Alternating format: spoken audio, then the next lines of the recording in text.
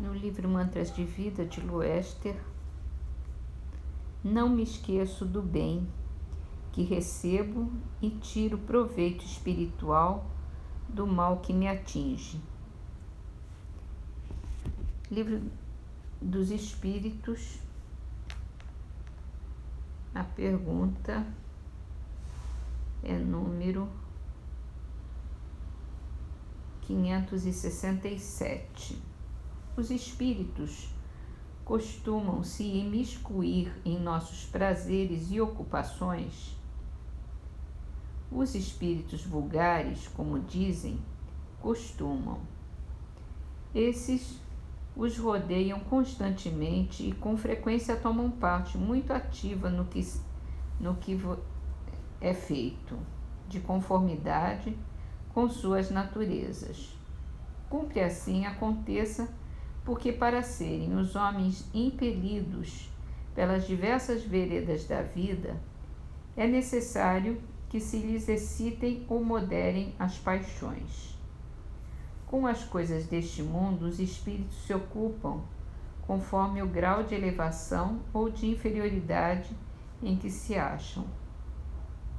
Os espíritos superiores dispõem, sem dúvida, da faculdade de examiná-las nas suas mínimas particularidades, mas só o fazem na medida em que isso seja útil ao progresso.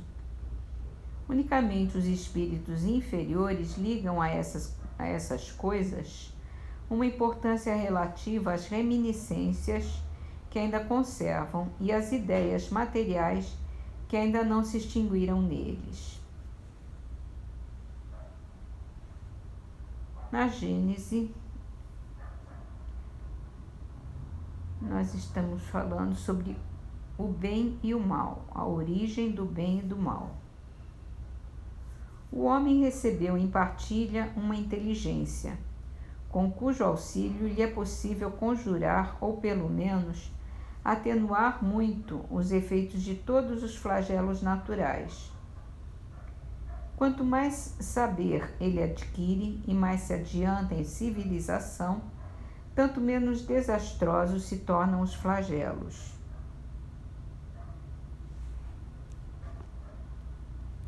Com uma organização sábia e previdente, chegará mesmo a lhes neutralizar as consequências, quando não possam ser inteiramente evitados.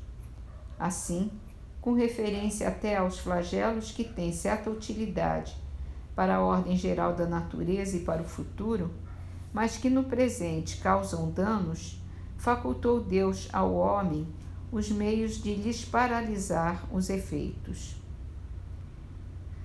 Assim é que ele saneia as regiões insalubres, imuniza contra os miasmas pestíferos, fertiliza terras áridas e se esforça em preservá-las das inundações. Constrói habitações mais salubres, mais sólidas, para resistirem aos ventos tão necessários à purificação da atmosfera, e se coloca ao abrigo das intempéries. É assim, finalmente, que pouco a pouco a necessidade lhe fez criar as ciências, por meio das quais melhora as condições de habitabilidade do globo e aumenta o seu próprio bem-estar. Tendo o homem que progredir, os males a que se acha exposto são um estimulante para o exercício de sua inteligência, de todas as suas faculdades físicas e morais, incitando-o a procurar os meios de evitá-los. Se ele nada houvesse de temer, nenhuma necessidade o induziria a procurar o melhor. O espírito se lhe entorpeceria na inatividade, nada inventaria nem descobriria. A dor é o aguilhão que o impele para a frente na senda do progresso. Porém, os males mais numerosos são os que o homem cria pelos seus vícios, os que provêm de seu orgulho, do seu egoísmo, da sua ambição, da sua cupidez, de seus excessos em tudo. Aí a causa das guerras e das calamidades que estas acarretam, das dissensões, das injustiças, da opressão, do fraco pelo forte, da maior parte, afinal, das enfermidades. Deus promulgou leis plenas de sabedoria, tendo por único objetivo o bem. Em si mesmo encontra o homem tudo o que lhe é necessário para cumpri-las. A consciência lhe traça a rota, a lei divina lhe está gravada no coração. E, além disso, Deus o lembra constantemente, por intermédio de seus messias e profetas, de todos os espíritos encarnados que trazem a missão de esclarecê-lo, moralizar e melhorar, e nestes últimos tempos pela multidão dos espíritos desencarnados que se manifestam em toda parte. Se o homem se conformasse rigorosamente com as leis divinas, não há de duvidar que se pouparia aos mais agudos males e viveria ditoso na terra. Se assim procede, é por virtude de seu livre-arbítrio. Sofre então as consequências de seu proceder. Entretanto, Deus, todo bondade, pôs o remédio ao lado do mal, isto é, faz que do próprio mal saia o bem. Um momento chega em que o excesso do mal moral se torna intolerável e impõe ao homem a necessidade de mudar de vida. Instruído pela experiência, ele se sente compelido a procurar no bem o remédio, sempre por efeito do seu livre-arbítrio. Quando toma o melhor caminho, é por sua vontade e porque reconheceu os inconvenientes do outro. A necessidade, pois, o constrange a melhorar-se moralmente para ser mais feliz, do mesmo modo que o constrangeu a melhorar as condições materiais de sua existência.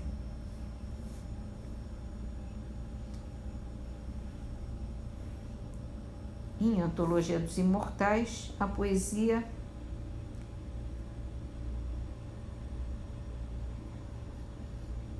é de Lívio Barreto. Espera, espera. Sobe a taça de pranto a descoberto, minha doce rainha desterrada. Se a neblina da noite ensombra a estrada, a luz da aurora fulgura vem perto. Choras de olhar cansado no deserto, choro fitando a abóbada estrelada. Sofres, alma querida, reencarnada, meus anseios de espírito liberto. Clamas por fé, minha alma te responde. Ouves a minha voz, não sabes de onde. Clarão de amor na névoa fugidia. Vence a grande aflição. A primavera chegará vitoriosa. Espera, espera.